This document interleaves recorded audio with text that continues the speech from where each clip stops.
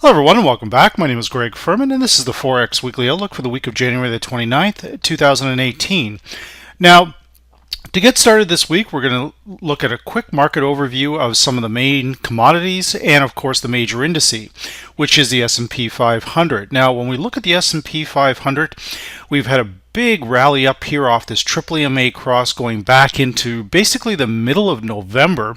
VantagePoint has forecasted the S&P 500 to extend its gains despite being heavily overbought. Now we've advanced all the way up to where we've closed at 2874. The key VantagePoint level is 2791. I would look for a corrective move back down towards this area in the days and weeks ahead.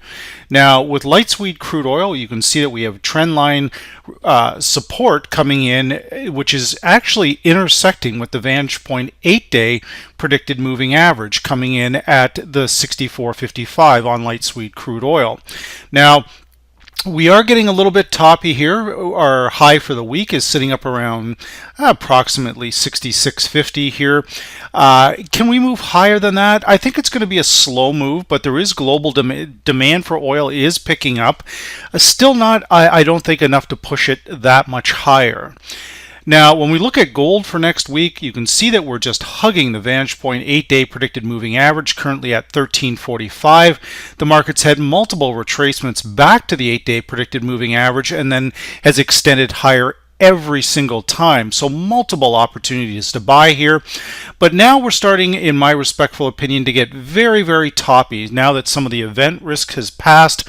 Now, the problem with this rise in gold, a lot of this has come from comments from last week in Davos, where they've talked about the U.S. Treasury Secretary is saying they're looking forward to a weaker U.S. dollar.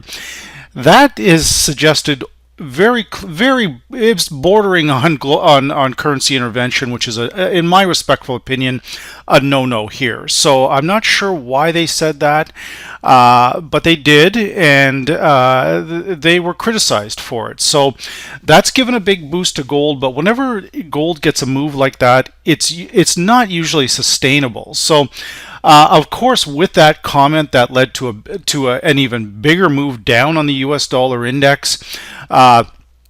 Very, very surprising comments again out of Davos from the U.S. Treasury Secretary. But other countries have done something similar, but it is a form of currency manipulation. So when we look at the dollar index 90.44, we are grossly oversold here, guys. So a corrective move back towards 90.44 is imminent, in my respectful opinion. Now, going forward in the next week's trade for Euro US, we can see we've got very, very heavy resistance up around 125.50, and that coincides back to the 2014 swing highs. So this very well could be a corrective move higher, and now we're going to get ready to turn lower. I think that's very likely. We've got our neural index down despite having an up day on the Euro US. Our neural index is down, taking the correlation to 31 other markets, and our predicted medium and long-term differences are starting to get very toppy. The RSI overbought. So if nothing else, guys, we're likely going to retrace back somewhere into this area, 122.96, 121.89. I don't know if we'll get down that low, but I think 123 area is very likely. But if we can push above 126, then that would signal an even bigger move to the upside. That, of course, would mean we would have to break through the 93 level on US Swiss franc. Basically the same trade, guys. One goes up, one goes down. But we've got right now we've got a bottom in place around 92.80. We could have a new trend line form off this area, respecting the fact that we're heavily oversold. We could see a bounce, but that would likely be corrective in nature back towards 96.08.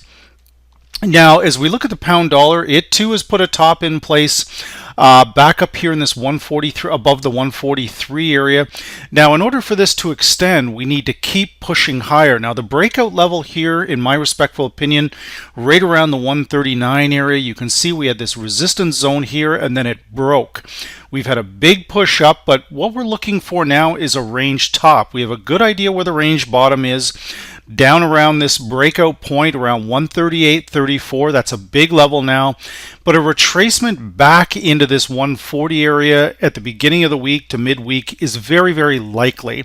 This move has come hard and it's come fast, and anything that moves up this quick usually retraces equally as strong. So again, it probably is just a retracement.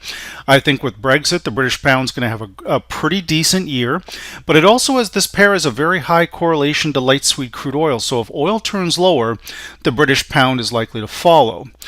Now, as we come into the dollar-yen pair, again, those comments about looking forward to a weaker US dollar is a form of currency intervention, and that's the way a lot of the market participants have interpreted the Treasury Secretary's comments, and they denounced them. So with dollar yen, the problem with dollar yen, we're coming into a heavy support zone here. When we look at this, we back this out over the last year.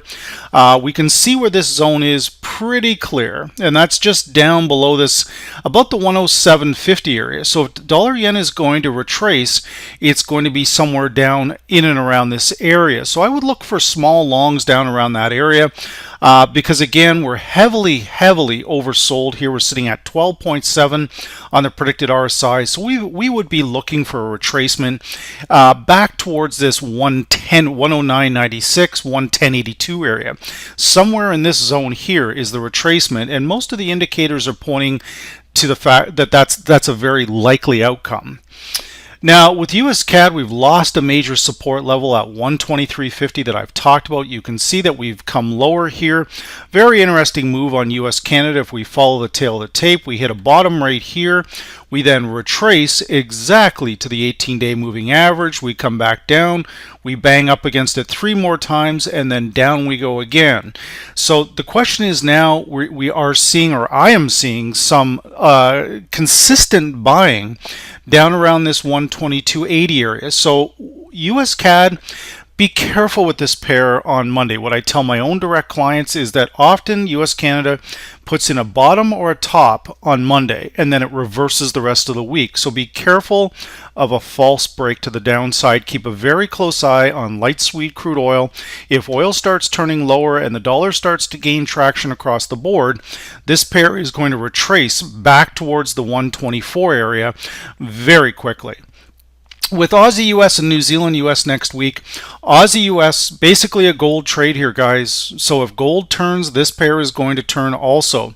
We've closed the week at 81.06, but our key level, 79.53. That is the area to watch here for a retracement. If we retrace back and this area holds, then we've got potentially a new trend here. But what I'll advise you guys of is we have additional resistance in the 81.60 area that's come in over the last year or so, and you can see it up here. Like, this is one major resistance zone here on these swing highs, and we need to be respectful of this, that we could see a false break to the upside and then a significant move back down. Now, when we look at our indicators from VantagePoint to gauge the momentum on this, we are grossly overbought here. We're at 92.4 on the predicted RSI. Now, in trending markets, oscillators carry very little weight.